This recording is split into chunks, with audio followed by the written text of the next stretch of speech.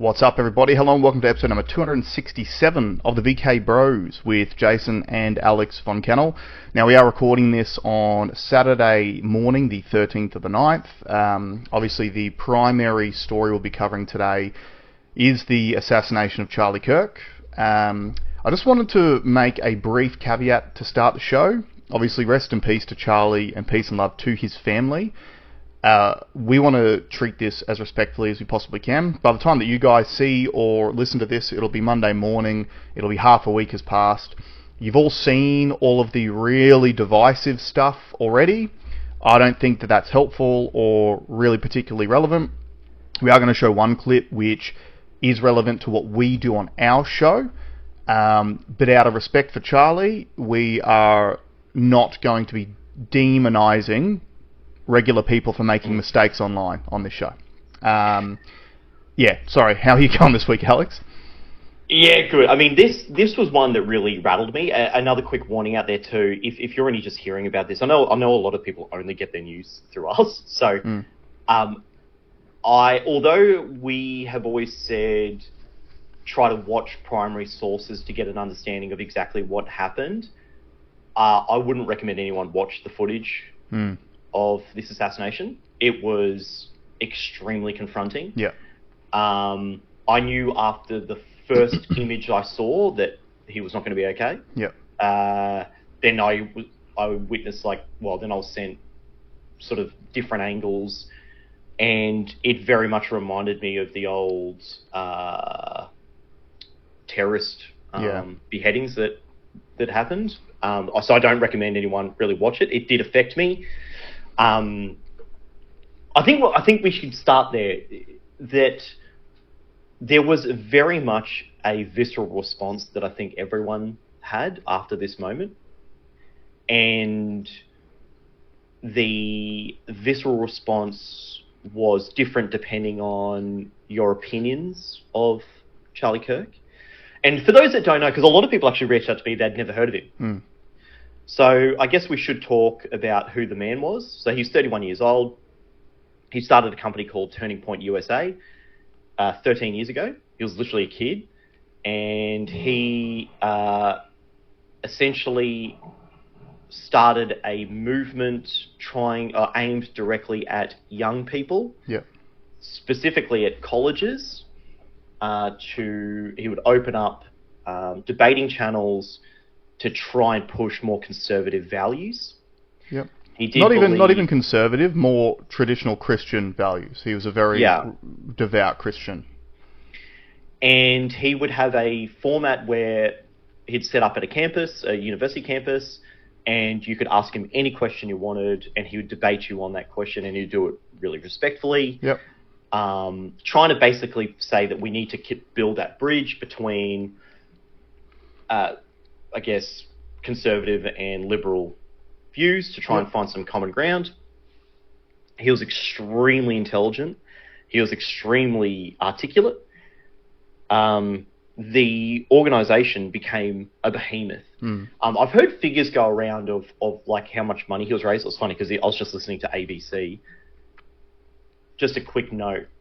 I was talking to someone last night who keeps on blaming profit motives as the issue for the world's problems.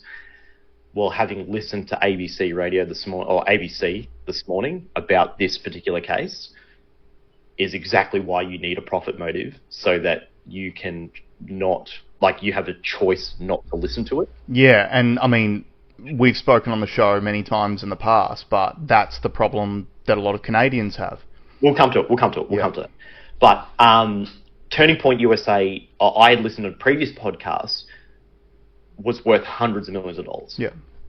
He had to fundraise through primarily conservative, essentially billionaires that believed in his message. Yep. Would fund him. And it was a behemoth. It was absolutely huge organization in the end. And he works his ass off. It's argued that he is the reason why Donald Trump got voted in for a second term, because the young people vote, the sub 30-year-old vote, went really harshly in Donald's in his favour. In his favour, which and it just can to be make directly attributed to Charlie Kirk. I think it's two things. It's Charlie Kirk, and it's also Donald Trump hitting the podcast circuit and doing things like Joe Rogan, where you're actually speaking to young people. And I just want to just reiterate on that point, or not even reiterate, just focus on it for a second, because that was unique to the United States as far as Western countries go in the social political climate at the moment. It's unique to the United States that the youth swung towards the right-wing party instead of swinging towards the left, which is what we've seen in Australia. Typically, Australian voters, younger people, are swinging towards Labor, and that's the same in Canada. It's the same, it was the same in New Zealand until, obviously, a right-wing party won their last election. But yeah, it was unique, and it was definitely trending the other direction for the previous 4 to 5 years prior to that. We'll talk about the reasons why that had happened. We'll talk about that later. That'll come. So, Turning Point USA, huge behemoth. He said that he never wanted to become president, but I have no doubt that if he was still alive, maybe not the next election, but maybe the one, because I think he'd be too young. I think you have to be 40, don't you? Like minimum 35. age? I thought it was 35. And that was only because when the forefathers wrote the Constitution, the life expectancy, life expectancy was so much smaller, Yeah, right. I have no doubt that he would have been the president of the United States eventually. And it's funny because I always think about, Joe Rogan says it all the time, anyone who wants to be a politician shouldn't be. Yeah. So he's someone that didn't want to be, and he should be. Yeah. Now, so for those who don't know what happened, he was at a college campus in Utah. I mean, by the looks of it, there's probably 10,000 people there. It looked huge. And he was doing his thing that he does. He was debating, so he has like a little stand set up, and all these people have microphones set up, the him and a microphone set up for who he wants to debate, and anyone can come up, they can ask questions, they can have a debate. And basically midway through one of the questions, he's been shot in the neck. Yeah. They arrested...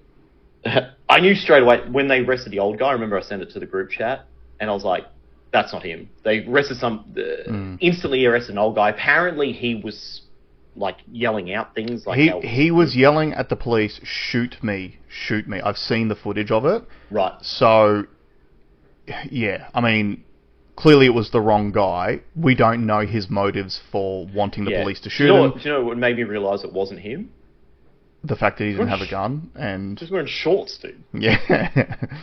Yeah. No one does a tactical mission. Yeah, and let's be honest, guys. The leading cause of death in men aged between 15 and 44 is suicide, and unfortunately, suicide by police is more common than you'd think. Yeah. So we knew that was not the thing. Kash Patel going... I know what he's trying to do. He's trying to be transparent, and he's trying to let everyone know, but basically saying like, oh, yep, we've got him, and then an hour later, like, oh, we've released him. The guy's at large. Maybe, look, I'm in two minds about it because you want the transparency. That was what was happening on the ground, so therefore we should be happy about it. But maybe, and what I would like to see from every single, like, crime thing I've ever seen, I don't want us to get who we think it is and stop searching. Yeah. That's all I ask for. Look, I'm with you. What I want is transparency without speaking in absolutes. There is nothing that makes you look more incompetent than speaking in absolutes and then having to retract your statements. Yeah. So they let this guy go, and then some footage came online of someone filming someone on the rooftop. Yeah. With 200 yards away from where Charlie was. And then there was footage of him like jumping off the roof, and they tracked this guy. What did it take? 33 hours, I think, to get him. Apparently, they found the gun in the woods nearby. Whether this is the real story, we might not ever know. and so essentially, they're saying the case is closed now. They've got a guy in custody. Sorry, the guy's father has handed him in to the authorities. What I heard this morning is he's lawyered up and he's not saying anything. He's not cooperating with police, which is his right to do so. That's where we're at now. Yeah. Now, a bit of a profile on the guy. He's only 22 years old. Comes from a good family. He has not been politically motivated up until 2 years ago, allegedly. And apparently looks like he's been indoctrinated online to commit this act. That's the narrative at the moment. Mm-hmm. He was not from that school. He was from another school. So he was going to college to a nice college. Yep. Looks like a normal kid, and has committed this act allegedly. Allegedly, yeah. The shot, everyone talks about like with the Donald Trump one, could someone who's untrained make a shot like that? This is a 200-yard shot, pretty open. Jason and I were talking about it this morning. Apparently this guy never had any guns. Utah is known for, it's like a hunting culture. The rifle used was a pretty standard type of rifle that is used for hunting, so the accessibility of them is pretty easy. It is believed that he was given the gun by someone that we don't know who. Some conflicting reports that the footage of him jumping off the building, he doesn't have the gun, or it looks like he disassembled the gun and then got off the building, reassembled the gun and put it in the woods, which seems strange. Again, a lot of these things are very muddy. A lot of these narratives are very We're in murky. the fog of war at the moment. So Yeah. the key point on this stuff, before Alex continues on, is this is all preliminary. Do not believe everything that you read online. Do not believe everything that you see on TV, just like every single one of these other situations, because we all know that the initial narrative that we receive always gets reworked over the coming weeks and months. Can we go into media narratives now? So that's the story. That's where we're at as of the 13th of September. That's where we're at right now. Mm-hmm. Where do you want to start with the media narrative? So, look, I want to start with one key thing, and I put a reel up of my thoughts about this yesterday, and the more I watch this play out, the more I believe that I'm at least on the right track. And it is, again, this is a feeling, this is a feelings over facts, but it is based on close analysis of similar situations for a long period. We've been doing the show for 5 years now, right? Like, we are finally attuned to trying to deconstruct these media narratives. Yeah, this is the algorithm we use. Yeah. Because you and I did not speak before you put that video up, but I was having a conversation with someone else that watches the show, and we essentially said the same thing. Yeah. Completely separate. So we have this sort of mental algorithm that we put these ideas or moments through to give us a output. And so the immediate narrative essentially is this was a left-wing activist taking out a right-wing figurehead. Yeah. And I don't believe that to be true. And the reason why I don't believe it to be true is because it was just far too convenient. So even things down to the bullet casings had engravings on them. Some of them. So so on the engravings, there was a Ciao Bella, which is a anti-fascist Italian song. So it had some lyrics from that. It had video game references on it. Yep. It did also say, if you read this, you are gay, which I found classic, interesting. It had anti-fascist text on there, again, we don't know. It also had and it was widely reported that there were also like trans slogans on there as well, like pro-trans. So here's the thing. The reason why this red flags for me is because they're literally trying to tell us a story via evidence, which in quotes evidence,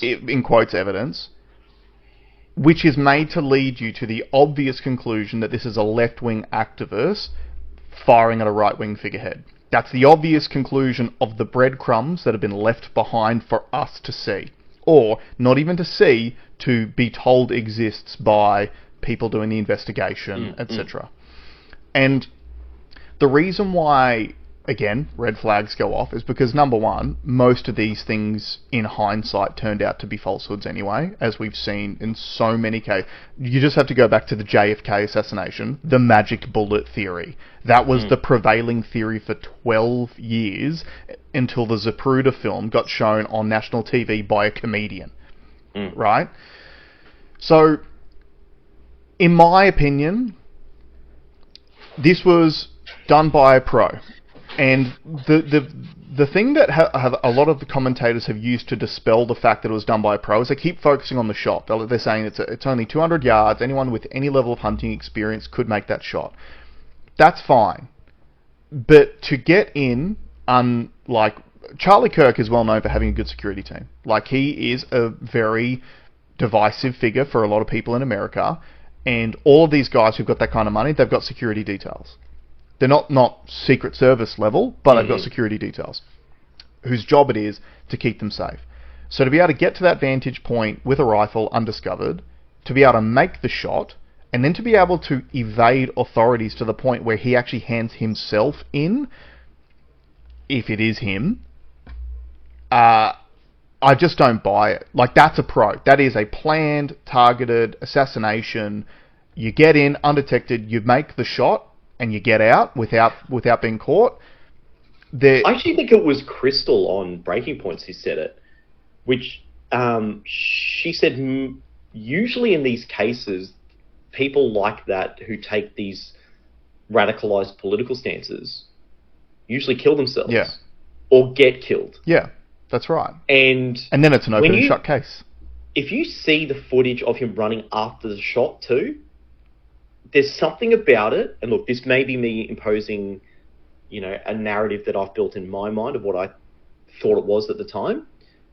He looked far too comfortable moving away from the area.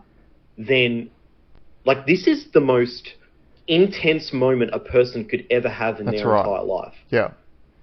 And like, imagine how nervous that you were when you, like, sat your driving test when you were 17 years old. Exactly. This kid's apparently 22 years old. He's not a fully formed adult, apparently. And yeah, you're right. It's the most intense thing that anyone could ever possibly experience. He's changing the future of the world. Yeah. In that moment. And he knew what he was doing. Yeah. Whoever did this knew exactly what they were doing. That's why they did it publicly. Yep. That's why they did it at an event. If it was a pure hatred towards him and it had nothing to do with his message, then it didn't have to have been, like, do it when he doesn't have security. Yeah. Do it on his way to school. Or exactly. Do it, Exactly. So it was designed to have as much public impact as it possibly could. And I do believe, again, with all the breadcrumbs lead you to believe it was this left-wing person. So it's too convenient. So what does it do? It stokes the divide between the right and the left and causes more violence, more hatred, less unity. And I made the point in that reel. I believe this was done, not only how it was done, publicly in front of an event that he himself had organised, in front of his family, but the day being on September 11, or there or thereabouts, the commemorations of September 11, and there are things going on in this world right now, which we'll cover a little bit later in the show if we have time. Just as a note, Alex has a hard out, so we might not be able to get through everything today. But all around the world, we're seeing literal patriotic marches of unity of citizenry who are dropping this left and right divide and coming together to say, hey, we are not receiving the governance that we expect, and we demand change. And there are literal marches all over the world happening right now, and riots with people taking their own countries back because the people are uniting.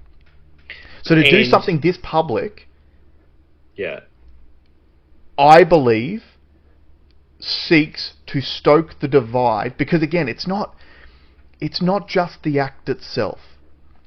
We talk about it all the time. Dead internet theory. 90% of online discourse and traffic is bots. And it went straight into gear. Straight away.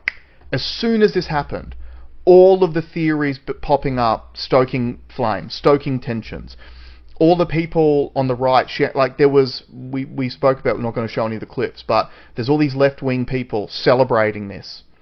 But it was all being shared by people on the right, which again, a lot of these things are anonymous accounts. So it's stoking tension, stoking flames, being deliberately inflammatory. I'd also argue too that those loonies are 0.0001%, and yet they're going to get amplified. That's because right. It does stoke that division. It's the Streisand effect. And that's what gives that visceral effect. That's how we started the show. It was extremely visceral. I had people reach out to me with their views on it, and they're extremely viscerally charged. What, to their credit though, they were asking for a temperature check. Yeah.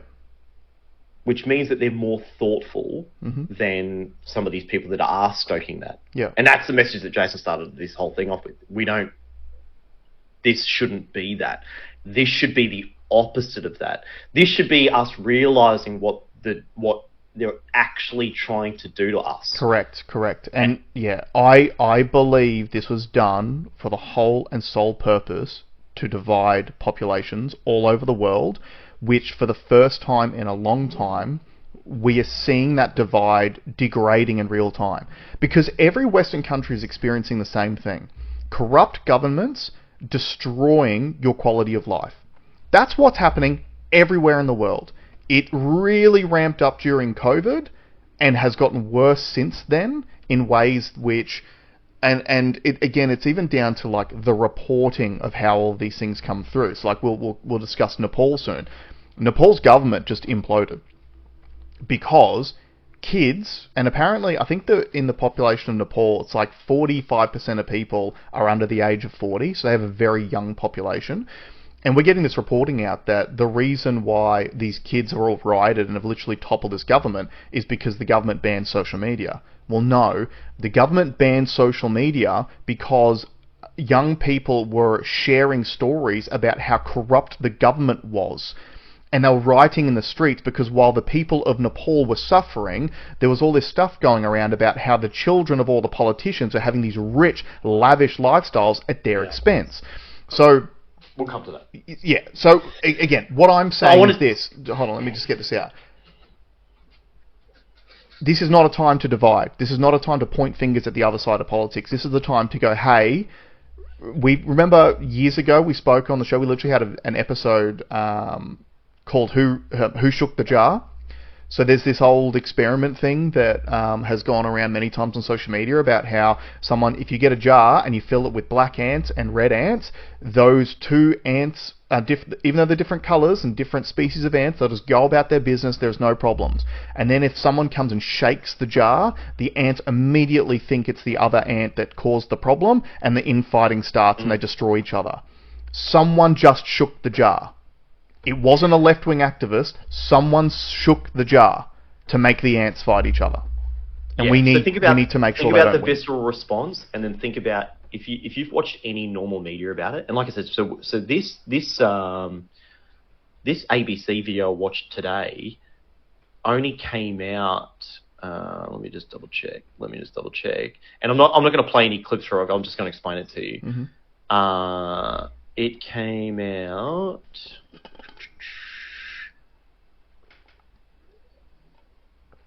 It's called Charlie Kirk's Assassination Sparks Bitter Blame Game. Came out 14 hours ago. Right. Okay.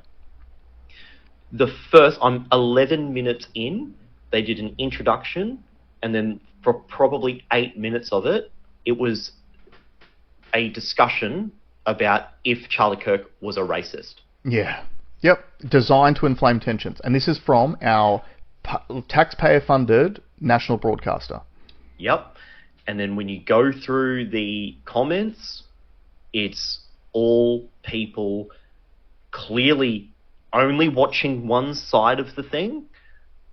Oh, this is, standard. This is normal. I don't understand the shock or the surprise political violence that would happen in America. It's a nation founded on popular rebellion and political assassination has been a feature of their public spaces ever since. Yep. Charlie Kirk said a gun death on April 5th, 2023. I think it's worth it. I think it's worth to have a cost of, unfortunately, some gun deaths every single year so that we can have the Second Amendment to protect our other God-given rights. Oh, the irony. Okay, so it's all the same. So that quote has been taken out of context everywhere in the media. And I even saw it in my own social media. So a mate of mine posted a post up about it, and it was interesting because he's a left-leaning guy. He made a post about essentially how sad it was of what happened to Charlie Kirk, and he's got a big following. And a lot of his followers raining shit in the comments about how he promoted gun violence. That was the quote that was used constantly. He promotes gun violence. So then that mate actually did the right thing, like what we always said, to go to original sources. He found the original entire quote from Charlie Kirk. And he literally talks about the fact that the reason for the Second Amendment is to protect the citizenry from a tyrannical government. And that there is a price that does need to be paid to live in a society which can actually protect itself from tyrannical government. He also brings up motor vehicle deaths during that quote. There are 50,000 people in America that die every single year from motor vehicle accidents. But we made the decision that the benefit of the motor vehicle is more to outweighs the risk of these 50,000 deaths. So we are paying a price of 50,000 deaths per year to have access to motor vehicles. That's all in that quote. But again, they just single in on the little bits which are designed to inflame you as much as possible. He died as he lived, lying about gun violence and doing racist dog whistles. Yep. And I know that this effect is very real, because this person I was talking to last night literally said the same thing. Well, he said some very racist things. I'm like what? And then he admits, he goes, look, to be honest, I don't know anything about it. Yeah. So you just understand the algorithm has done that to you. Yep, and I also want to say this too. So that is a state-funded propaganda piece, right? Signed off on by our government. The people in the comments of that, I would say 60% of them are bots. State-funded bots, like sending the message. And the reason why we can comment on this stuff, we experienced it in real time during COVID. We saw the effects of bots and online censorship on the COVID narrative in Australia. The vast majority of Australians thought that the vaccines were safe and effective and that everyone was getting them. And the reason why they thought that was because on any article that was posted, they only went one way and all of the comments went one way. And do you know why we know they went one way? Because the other ones got censored. And do you know how we know they got censored? Because we got censored. Our social media platforms got censored. We were leaving comments that people could not see because they said the wrong things. So you need to understand, guys. Yes, there are people like the person you're referring to who have been programmed by this system of propaganda. But a lot of the stuff that you see online is just the propaganda itself. The comments that you're reading, a lot of these people aren't real people. Like, one of the easiest things you can do, click on their profile and you'll see they've got 0 friends, 0 followers. They've only been an account for 3 months. They are literal bot armies designed to paint a narrative. And the thing that really gets me, not gets me, the thing that I think about a lot in these sorts of situations is it really shows you who has a strong moral and ethical grounding and who does not. Mm-hmm. Because if you find yourself justifying, it's not even justifying the assassination itself, but if you find, what I see a lot of is people justifying either their celebration of the act or their indifference towards the act by saying things just like what you're saying. Oh, he said some things I didn't like, so therefore this is okay. If you find yourself saying that stuff, you have no moral or ethical standing at all. Like, what guiding star guides you through your life? Because you clearly don't have a strong moral or ethical framework. And one of the things that I'm really proud of on this show is I think we've been extremely morally and ethically consistent on every single one of these matters. Like, you can go back, Russia-Ukraine war kicking off. We said it shouldn't happen. We said the narratives that were being built at the time to justify your consent for hundreds of thousands of those people, innocent Ukrainians and Russians, to die, were falsehoods, and we shouldn't support it. We were consistent on that. And then when Israel-Gaza kicked off, like, we called it a genocide, because it is. We call it like it is. Like, so, again, I think if you were to describe our show, most people would say that our show is right-wing. Well, the right-wing position was to support Israel. We didn't support Israel. We said what they were doing was wrong. But we also said that the October 7 attacks were disgusting and should be condemned. At not one point have we ever celebrated the death of anyone, because it's not for celebrating.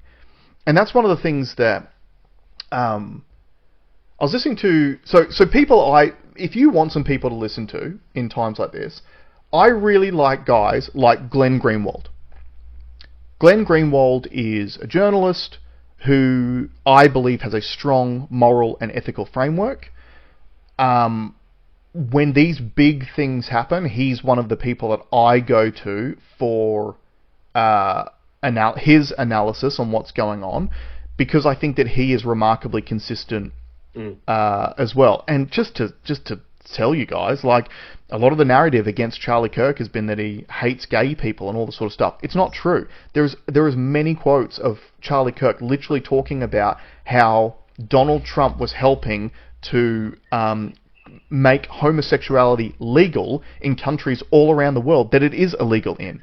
One of the talking points that was in this ABC thing is one of the reporters says, I actually don't believe Charlie believed anything that he said. So, and if you've consumed any of his content at all, he is the most consistent voice I've ever heard. Yep. But again, it's just narrative. It's just narrative. But there's people in the comments now agreeing. Oh, thanks for calling that out. People should know that. I know you've not viewed any of this stuff. Yeah, and it's the same on everything. Isn't it funny? And my mate proved it last night. If you don't view the original sources, you'll believe what you're told. Yep. Right? And what we have done, why we are, I think, different to a lot of the other voices out there, we go and seek it out. That's right. Let's go and actually have a look. Jason and I follow people on the other side of the spectrum to us, because we want to understand where they're coming from. If you don't know where your ideas have come from, understand that you're a product of programming. Yeah, absolutely. Like, you're not a truth seeker at all. And I know even the term truth seeker is a pejorative. Yeah. But it's only because the people that call it are idiots. Like, you don't know. You're just going to fly with the wind. Whatever society, whatever the algorithm tells you to think, you just go, okay. Yeah. That's what I think. I think whatever the popular thing is. Yeah, and again, it's not good for you guys. It's just not. Like what you said is such a good point. The only reason why terms such as conspiracy theorist and truth seeker are seen as pejoratives by so many people is because they don't want you to seek the truth. And you're literally putting yourself in danger by not going and doing your own research and looking at different perspectives. And the irony of all of this sort of political stuff for me is that the number one thing that most people who are on the far lengths of whichever side you're on complain about is the fact that they think the other person's crazy and that they just won't listen to reason. But then you're not willing to even listen to the other side either. So the thing that I've said it before, I don't agree with every single thing that Charlie Kirk says. And if you're a normal human being, You should not agree 100% with anything anyone says. Like, I guarantee you, there are people who have listened to this show for 5 years who, when we say some things, they go, "Oh, I don't like that." Yeah, totally. And you know what? Props to you guys for coming back next week. Because we're all different. We all have different lenses we view the world through. We all have different goals and aspirations in life. We all have different stresses. We all have different lived experiences. To think that someone has to agree with you on 100% of your thoughts is just straight retarded. And it's impossible. You are applying an impossible standard to people. And then the issue that I have with that as well is that then promotes the idea of not looking further into anything.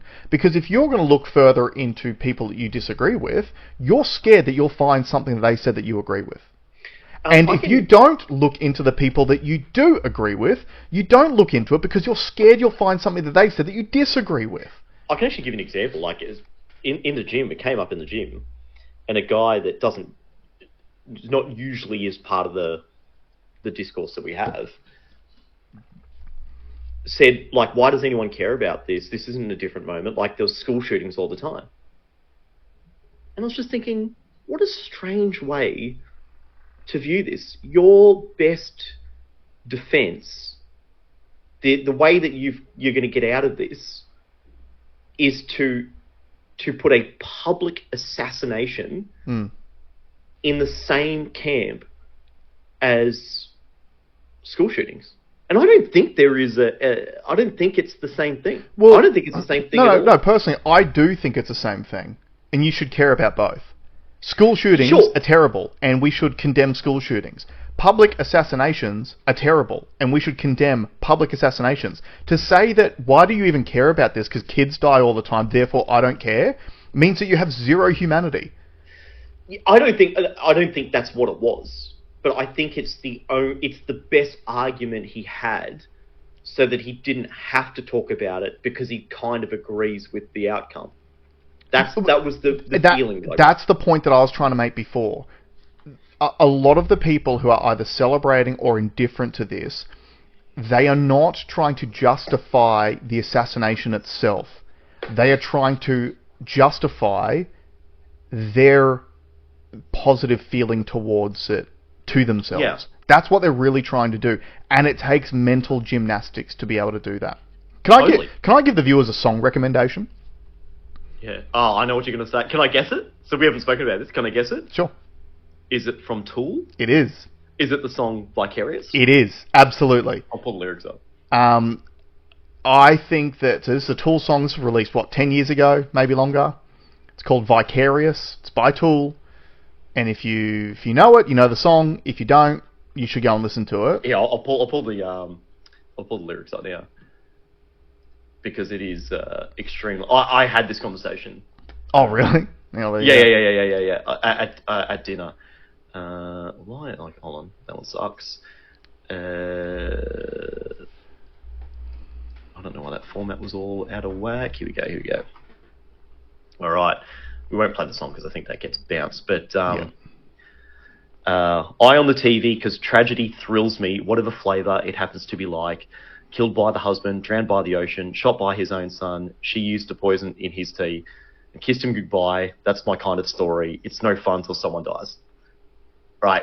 I had this conversation with someone else completely before any of this happened. And I don't know if I've mentioned on the show, but I get very concerned about where society's going in terms of true crime podcasts.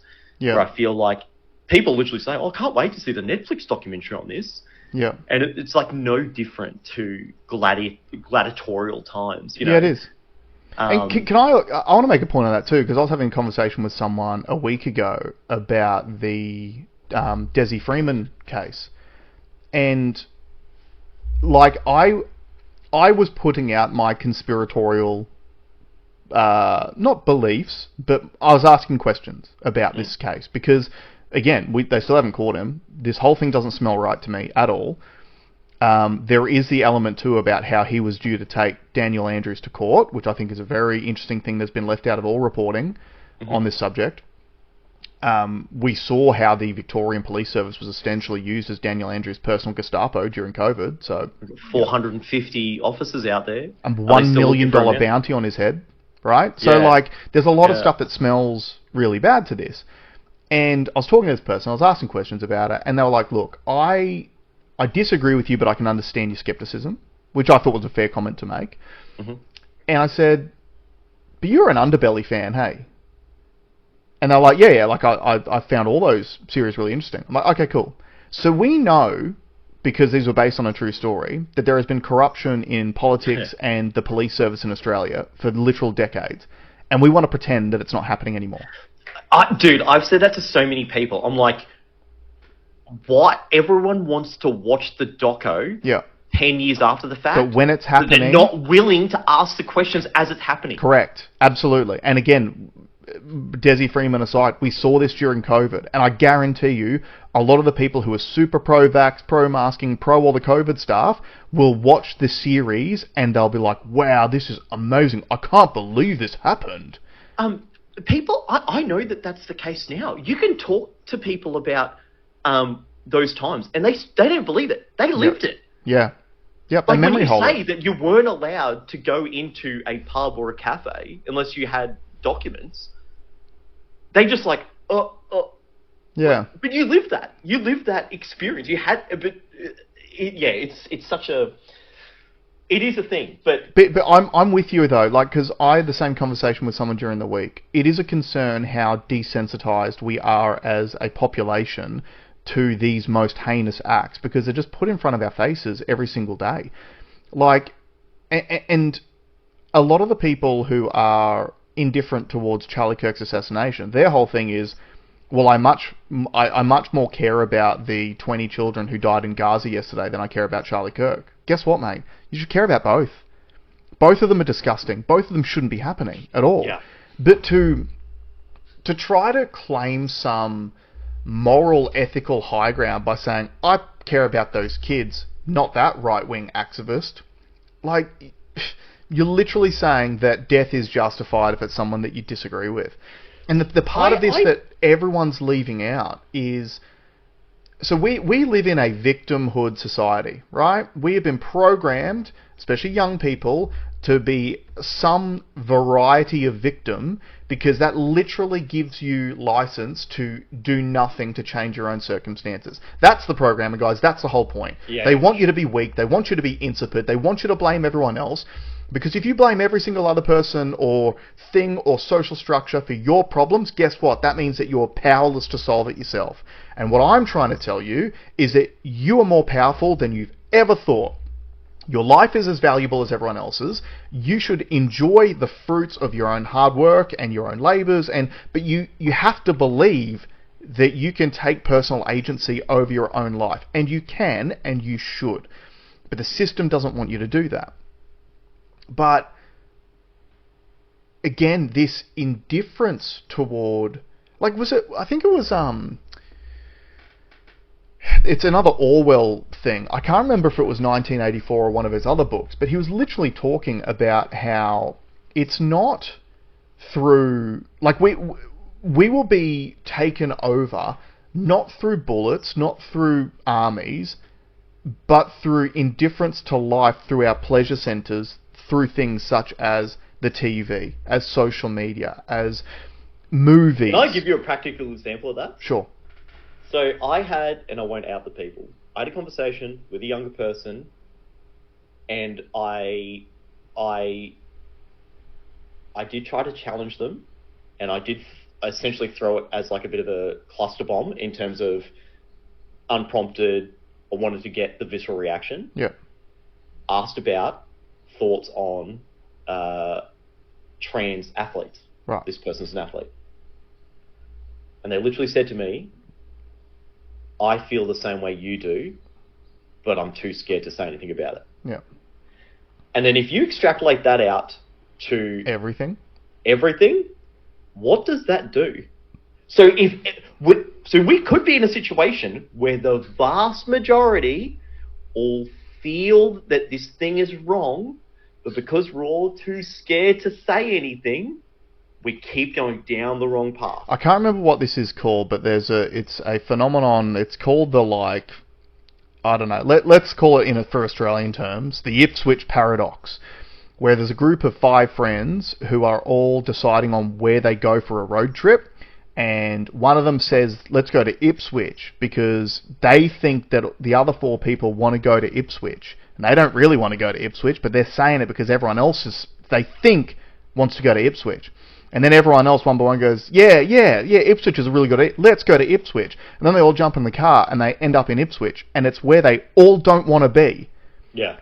But they got there because they all thought the other people wanted to be there. And like you're saying, if you extrapolate that attitude out, like I'm massively against the trans agenda, not because I think there aren't some legitimately... trans identifying people as adults, fully formed adults, who honestly feel better by identifying themselves in a certain way. I think those people exist, right? Mm-hmm. The problem that I have with it, though, is well-meaning parents going on the drive to Ipswich, so to speak, and causing irreversible damage to their children because they're not willing to pay the social price of saying the things that they actually know to be true. And especially it falls into what we've just spoken about too. If you've not even bothered to go and look at the other side of the thing, to test your idea, yeah, which is what is extremely symptomatic of, it's probably all humanity, right? It's like confirmation bias, all these things that are built into our psyche. Yep. But if you're going to do something as drastic as that, wouldn't you think you'd test the ideas? The fact that my friend texted me first before he put this big blast out, yep, proves that he had the presence of mind to go, let me test my ideas first. Yep. Right? And then when he said, I hadn't considered it like that, and changed his thoughts on it, yep, is what we should be doing with everything. Correct. But if you're not doing that, you'd have to be lucky at best, but understanding that the system knows what you're going to do. We talk about it on this show all the time. Yep. The government doesn't have to lie to you. They can put the truth on their own website. They know that you're not going to go read it. Yep. So they can literally lie in plain sight, and you'll never question it. Yep. Can I give you a really good close-to-home example on this, which just happened so recently? So we just had these marches for Australia, and the media and the government figures all came out and said, unless you're an Indigenous Australian, you're all immigrants anyway, so you're hypocrites and you're racists and etc. And then during the week, an Indigenous woman, Jacinta Numapinja Price, came out and spoke against the mass immigration, and the left destroyed her over it.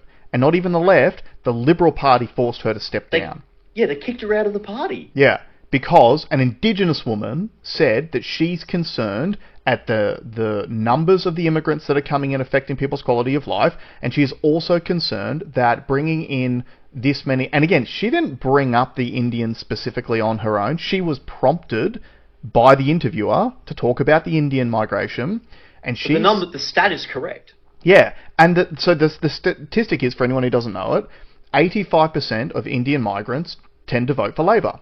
And that stat comes from a political pollster named Cos Samaras, if you want to follow him on social media, who is a Labor guy. He's done all the polls. It's a Labor guy who actually came up with these polls to show that 85% of Indian migrants end up voting for Labor. So Jacinta Numapinja Price was correct. Labor is deliberately trying to bring in immigrants, knowing that... And again, this isn't because of some sort of conditioning or programming or whatever.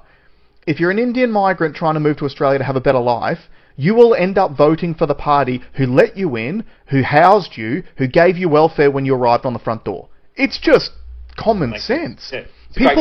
People vote in their own best interest, right? Yeah. Yeah. I also want to share this too.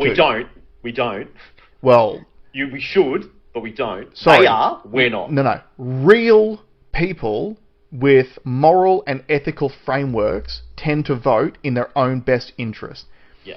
NPCs who are programmed because they are not willing to say the things to the people they care about that they know to be true end up in Ipswich.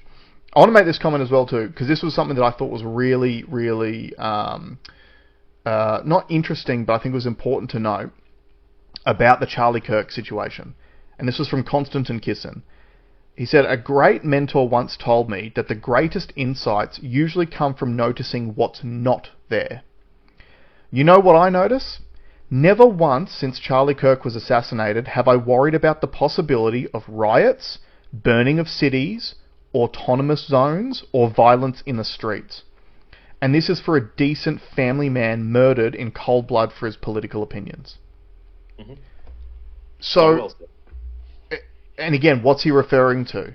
Obviously, what's happened post Charlie Kirk is very different to what America experienced post George Floyd. And the George Floyd story, again, changed from the initial reporting of death by police officer to the subsequent reporting of it was manslaughter because he had a fentanyl overdose while he was being arrested. George Floyd, who was a career criminal, who had harmed people before, who had held a gun to a pregnant woman's stomach, was lionized by the left and used as justification to burn down cities and commit atrocious acts. You're not seeing that from the right. So the point that I do want to make, and again, this is trying to reach out to the left and extend the olive branch.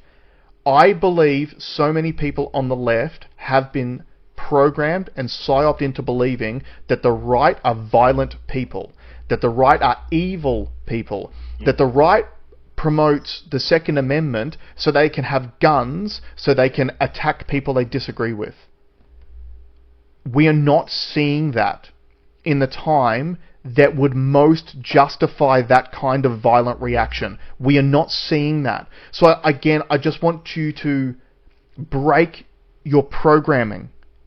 Because if there was ever a time that your fears of the right-wing people should come to fruition, it should have been yesterday and today.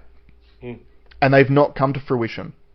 And what we talk about on this show all the time is that the strongest people in the world have the ability to change their minds when presented with new information. Yeah. This is the new information that you've been presented with. Perhaps you need to update your mental algorithm. I'm going to keep banging on this because this is something that I really want to get through. If after one rebuttal question you're stumped, you need to go back to the drawing board. Yeah. And you need to fix that gap.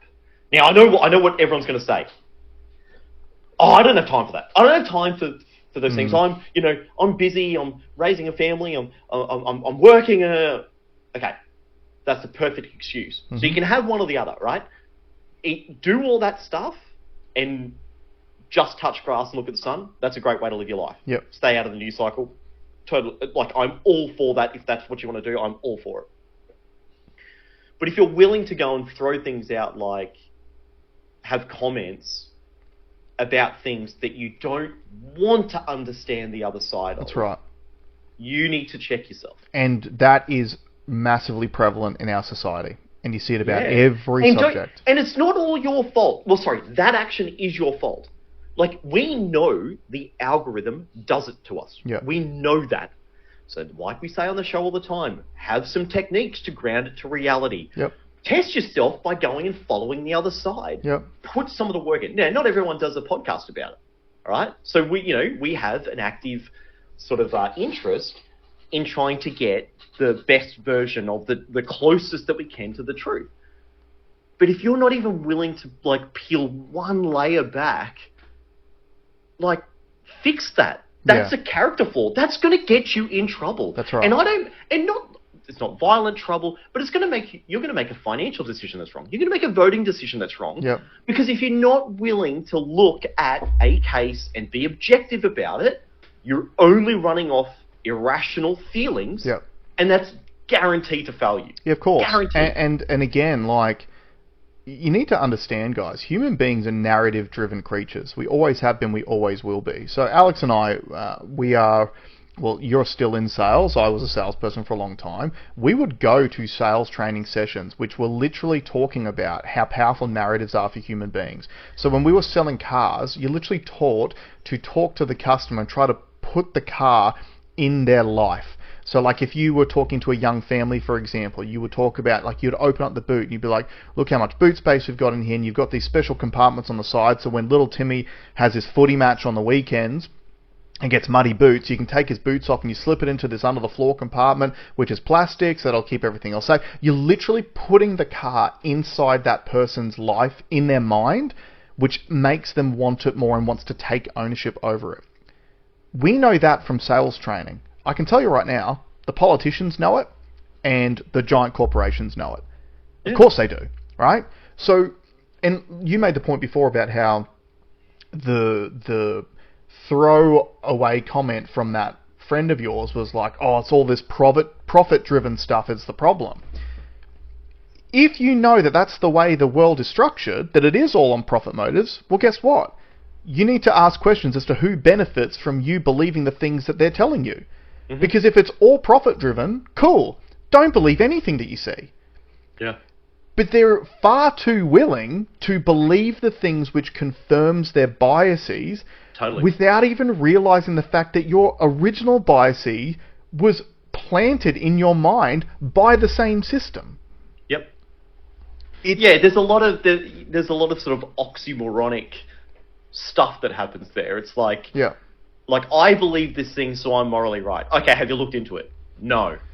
Yeah. Okay, how can you be morally right if you don't even know what it is that you're looking at? Yeah. You don't even know where the idea came from. That's right. You got sent a meme, and now that's how you have made your decision. Correct. On an extremely significant event. And like on that point too, like I made sort of the point in the reel, but I want to reiterate it. Like, the only people who would be okay with or happy with Charlie Kirk's assassination are typically people who do align themselves with leftist politics. Maybe, like, far left definitely, but maybe even some people who lean left. The real problem that I have with that is that it is the left side of politics which for the last decade has told us if you say insensitive things, you're evil. So if you say... Yeah. If you say anti-trans things, you're an evil person. If you, like, we've seen cancellations. We've seen people have their lives destroyed for making comments, or even comedians getting their lives taken away from them for saying jokes by leftist activists. And then you want to celebrate when someone gets murdered? You have no moral standing. And it's clear that you have no actual moral or ethical, like, guiding star which guides your activities and the way that you live your life.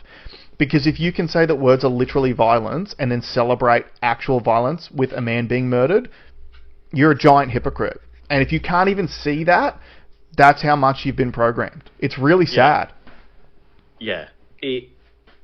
There is lots of room for self-improvement here. And I think that's what we're trying to say here, is like, this should be a pivotal moment. It should unite us more than anything.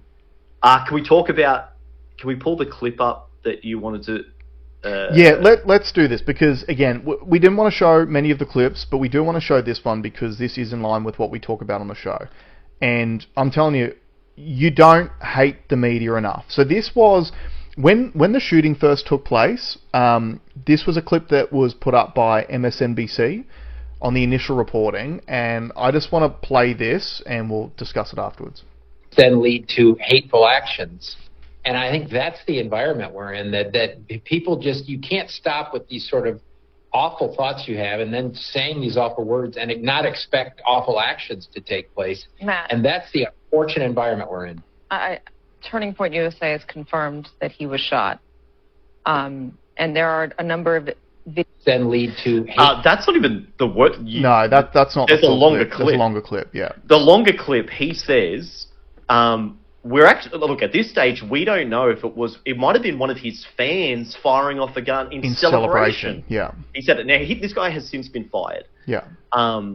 Which I do have to give props to MSNBC for actually pulling the trigger and firing that person. Because, again, sorry, I just want to say this too. He doesn't speak for all lefties. And he doesn't speak for all MSNBC viewers.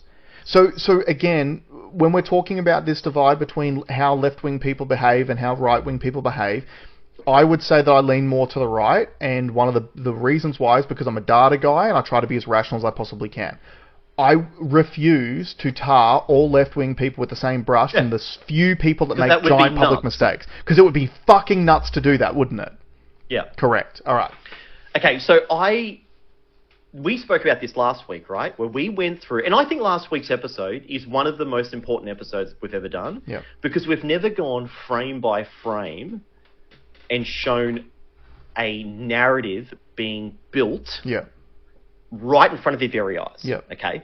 Where they were saying one thing and showing you the opposite, but the way it was set up literally pushes the narrative. Yep.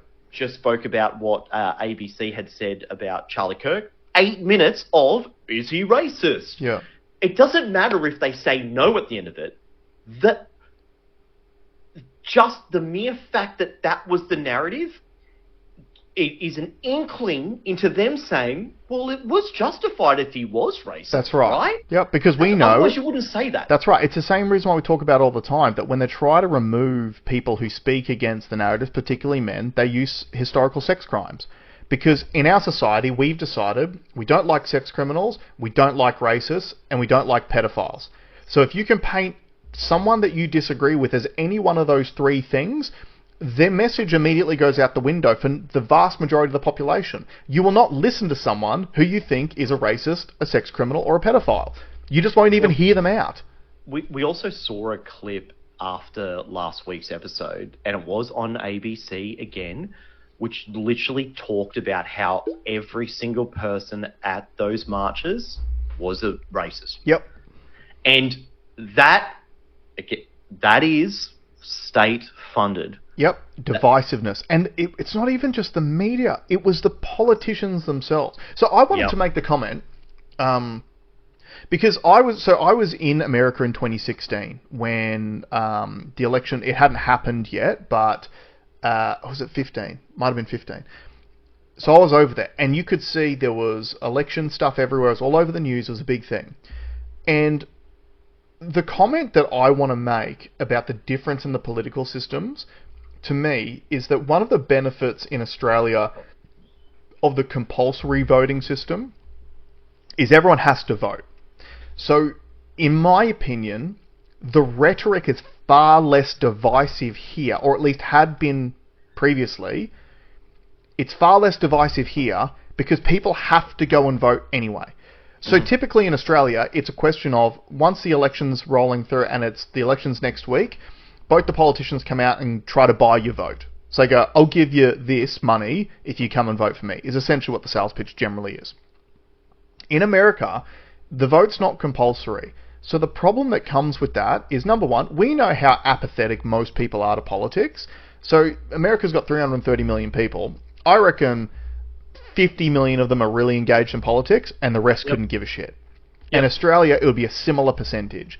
We've got 27 million people here. There'll be 5 million people here that are engaged in politics, and the rest literally couldn't give a shit, right? So the problem is, in America, if there's only 50 million people who are engaged in politics, and their vote splits 50-50 down the middle, well, how do you get the other 280 million people out off their asses to vote on election day if they don't actually care? Well, we know from human behavior that fear is the greatest motivator. And if you can convince some of those people that the other side of politics is an existential threat to you, that is a powerful motivator to what they call mobilize your base to get them to come out to the polls and actually vote. So that's why, to me, American politics has always been so divisive, because you literally have to paint the other person as evil to even... And Trump did it. Yep, Trump absolutely did it. Absolutely. I'm not pretending that he hasn't taken part in this exact same thing. They all have for decades, right? Because that's the way their system's set up. The concern that I have in Australia is that we never used to be this divided when it came to politics. This has only really come through over the last 8 years, in my opinion. There's always been typical, like most people in Australia are dyed-in-the-wool Liberal or Labor supporters because that's who your parents voted for. That's typically the way Australian politics has always been. And it's only really been the last 5 to 8 years that I've noticed, and look, obviously COVID was a massive catalyst for people. It was a massive catalyst for me. I didn't really care about politics until politicians came into my house and tried to tell me what I could and could not do with my own body, or locked me in my fucking house 23 hours a day, right? All of a sudden, it became grossly apparent to me how important politics actually was. So I started paying attention, and I'm sure many people are in the same boat. But the thing is, we still have a compulsory vote over here. You still need to go out and vote. But we've brought the divisiveness into Australian politics as well. The fact that we've got politicians getting up on mainstream media after a march involving Australian flags, calling those marchers racists, like these are our elected officials. Both sides. Both sides of politics. Calling you a racist for marching for your country that they are elected to represent. Can I talk from a logical? This is the strange thing I found about the counter protest, right? Yep. So Aboriginals are saying that because you're all colonialists, you can't march for your country. Yeah. Because you're an immigrant and therefore we want mass immigration. Yep. So if you a person that does not like the idea that the country was colonized, your solution is to colonize more. Yeah, it's bring more people in. Again, but this is the problem, right? This is all doublespeak. So doublespeak, for those of you who don't know, it's another Orwellian term. So doublespeak is a deliberate manipulation tool used by authority figures to control people, and this is the way that it works. And we really saw this during COVID, right? COVID was so apparent. They would literally tell you two conflicting pieces of information back to back as if they're factual. So like in COVID, for example, probably the best example of it was the masking. You have to wear your mask. You have to wear your mask everywhere because COVID's such a transmissible virus. You have to wear your masks. Oh, but when you sit down at a restaurant, you can take your mask off to eat. Two completely conflicting pieces of information being delivered from authority figures as if they are fact. Because the psychological result that this happens on people when they hear these two conflicting things coming in at the same time is they get confused. Because like you said before, I don't have time to research this stuff. I don't know where to look. I don't know what to do. I ain't a scientist. Speak to me in plain English. So what happens is a large percentage of the population gets so confused, all they do is they take a step back and they go, look, I don't know what the fuck's going on. Can someone just tell me what I need to do? Outsource your thinking. Exactly. So then an authoritarian figure gets to step in and say, hey, I know you're all confused and scared. Just do what I say and you'll be all right. And then they go along with it. And that's how COVID happened. That's how the trans agenda happens. That's how all of these wars kicking off overseas, and even though we've got a Prime Minister who used to go to rallies for Palestine, is still sending Israel support and weapons now, even though he's in charge, when he could actually change all of it. That's how all of this stuff happens, because they use this psychological technique called doublespeak to deliberately confuse and deceive you to the point that you'll just go, I don't fucking know what to do. Please, someone just tell me. Yep. It's on purpose. And you're seeing it again and again. Ask yourself, how did you get here? Yeah. On a topic. It's as simple as that. Why do I feel this way? Yeah. Is it based on anything? Or is it completely fabricated? And I think you'll find on a lot of things, it's completely fabricated. And it wasn't by you. That's right. It wasn't by you. Just to finish off, because I know that you've got a heart out and you've got to go, I just want to make this last statement. I really hope the assassination of Charlie Kirk turns out to be a catalyst for really good things in this world. And I hope that catalyst is people reaching across the divide and coming together in his honour, because that's what he was doing. Like you said, his whole shtick was literally going to universities and having respectful debates with people who completely disagreed with him. Literally using his giant platform to platform ideas he disagreed with. That's what we should be doing as humanity. And to put it into context for you, anyone who's got kids, as long as you've got at least two, knows what I'm talking about. Anyone who has a sibling knows what I'm talking about. But you know when kids are fighting or fucking around, and like they're intense, right? Like you and I when we were kids, we used to go at each other, and it's really heated, and you're literally trying to like destroy each other, and then one of you gets tackled into the pane glass window and the window shatters, and that moment directly after that window shatters, you both go like this, oh shit, it's gone too far. And then immediately it's all the fighting's over, all the arguing's over, all of the anger is gone. It just gets sucked out of the room, because the next thing is like, oh, we've done a really bad thing because we were fighting so much and not concentrating on what we were doing. I kind of hope the world has one of these collective broken glass moments. Yeah, but the mistake that we might make is trying to get stuck in the weeds about little things that are completely irrelevant. I agree with what you said. Like we do need to be like, hey guys, this all got way out of hand. Let's come together. So don't go and get in arguments with people over this tiny little thing, and like, let's just go, right, how are we going to move forward together? Yeah, exactly. And in Charlie's honour, because that's exactly what he would have wanted. So let's leave it there, guys. Thanks very much for joining us, and we'll see you all next week. See ya.